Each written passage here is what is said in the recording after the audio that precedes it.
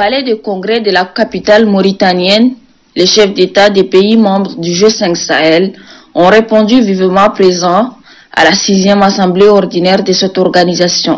Il s'agit d'Idriss Déby Itno, président du Tchad, Ibrahim Boubacar Keïta du Mali, Mohamedou Issoufou du Niger, Mohamed Ould Cheikh Al Ghazouani de la Mauritanie et Roch Marc Christian Kaboré, président du Faso.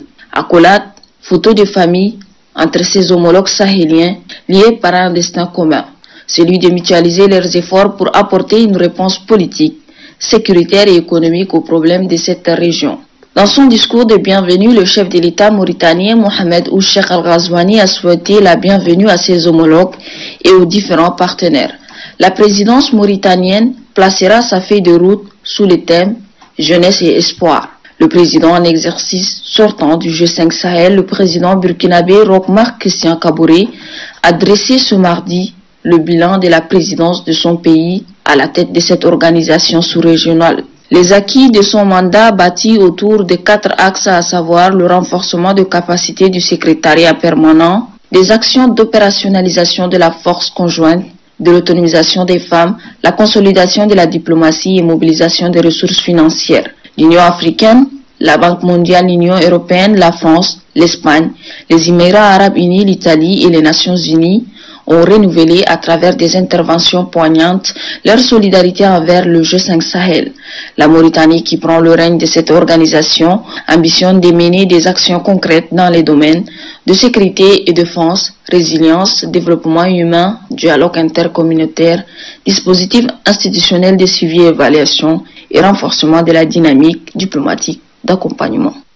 En tournée dans la région du Sahel, Axel Van Trostenberg, directeur général des opérations de la Banque mondiale, est venu rencontrer le chef de l'État Idriss Déby Itno en séjour à Nouakchott. Cet entretien d'environ 1 heure a permis aux représentants de l'institution monétaire et le président tchadien d'échanger sur les défis de développement du Tchad et le partenariat avec cette organisation. Grand contributeur de l'Alliance Sahel, cette institution monétaire a annoncé une aide d'environ 7,5 milliards de dollars au bénéfice du Sahel.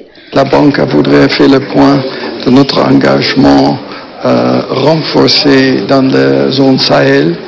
Nous avons visité plusieurs pays pour réconfirmer notre engagement fort avec la zone qui traverse une période difficile.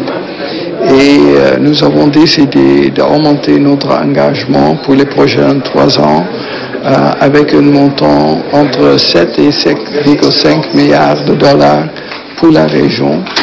Et nous avons voulu de partager cette nouvelle avec Monsieur le Président.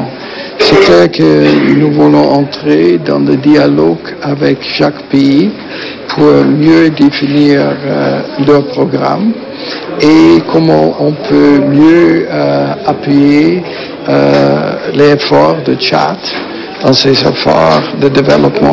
L'Union européenne, un autre organisme membre de l'Alliance Sahel, était également au menu du jour. Jutta Urpilainen, commissaire de l'Union européenne chargée des partenariats internationaux, est également reçue par le président de la République Idriss Déby Itno. L'Union européenne est un partenaire actif du Sahel. Cette organisation, à travers son commissaire, veut renforcer sa coopération avec cette région d'Afrique, étendue sur environ 5 millions de kilomètres carrés. Le Tchad est soucié par l'emploi des jeunes, la sécurité, la résilience des réfugiés et déplacés, le monde rural et l'accès à l'eau potable et l'énergie.